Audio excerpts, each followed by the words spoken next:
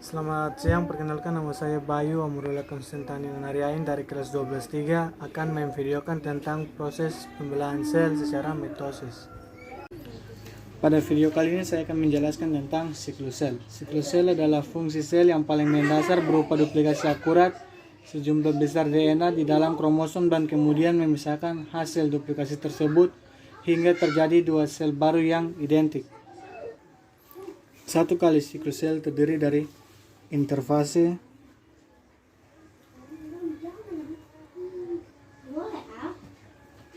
mitosis, dan sitokinesis.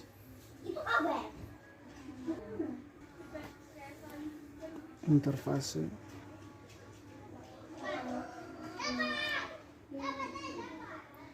mitosis. Pada tahap interfase terdiri dari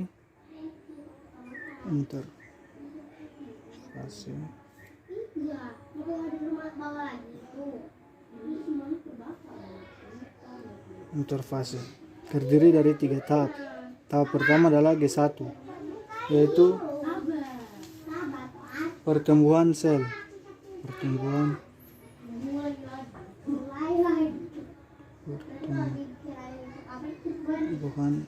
sel.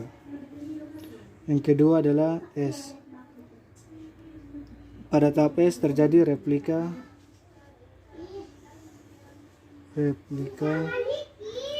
DNA. Yang terakhir G2. Pada tahap G2 terjadi tahap siap membelah. Pada tahap ini sel siap membelah. Selanjutnya pada tahap mitosis. Dan yang terakhir sitokinesis.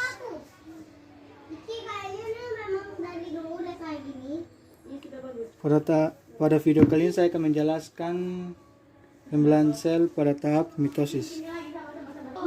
Mitosis adalah proses pembelahan sel yang memungkinkan bagian tubuh untuk beregenerasi. Pada tahap mitosis terbagi menjadi 4 fase utama, yaitu profase, metafase, anafase, dan telofase.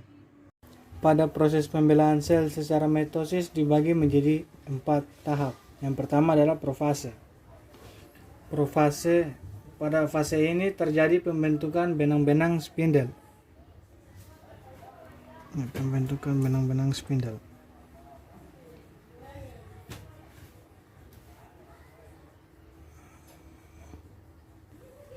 Benang-benang spindel ini adalah tempat perekatan kromosom. Kemudian benang spindel dihubungkan oleh aster. Ini asternya. Yang lingkaran kuning sama yang merah.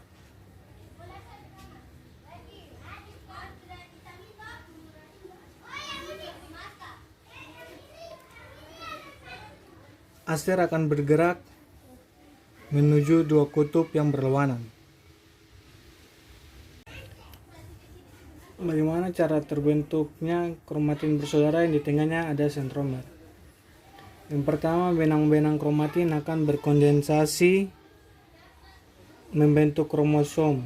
Kromosom berduplikasi sehingga terbentuknya kromosom dengan dua kromatin. Pada tahap profase di tahap akhir, membran inti akan menghilang ke selatan. Kemudian terbentuk kromatin bersaudara yang di tengahnya ada sentromer. India.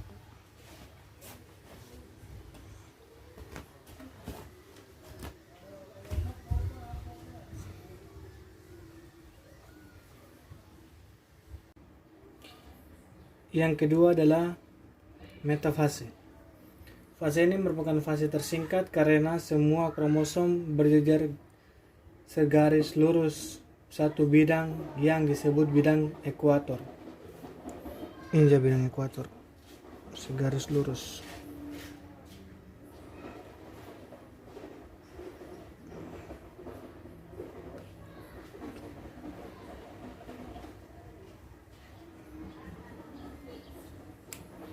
Kemudian kromosom yang sudah terikat pada benang-benang spindel, di mana asernya sudah dikutuk masing-masing. Pada fase ini sudah sampai. Benang-benang spindel ini akan mengikat kromosom, kemudian kromosom berjejer di bidang ekuador supaya pembagian DNA sama rata. Yang ketiga adalah anafase. Pada fase ini kromosom pada bagian centromernya mengalami pembelahan sehingga membagi kromosom menjadi dua dan disebut dengan kromatid. Kromatid menuju kutub berlawanan. Caranya benang spindel menarik atau berkontraksi. Ini bisa dilihat. Tahap keempat atau yang terakhir, kromatid yang sudah di kutubnya masing-masing. Pada fase ini kromatid sudah menjadi kromosom. Ini ya, kromatid sudah menjadi kromosom. Kembali kemudian kromosom membentuk benang-benang kromatin ini. Kemudian terjadi pembentukan membran inti ini ya. Ini membran inti sedang dibentuk ini. Terjadi pembentukan nukleus ini yang jaring-jaring kecil ini. Dan benang-benang spindel sudah hilang. Dan ada lekukan pembelahan di mana sel akan membelah menjadi dua ini. Lekukan pembelahan. Pada fase ini mitosis selesai. Sekian dari saya. Jika ada salah kata atau beberapa kesalahan, mohon dimaafkan. Terima kasih.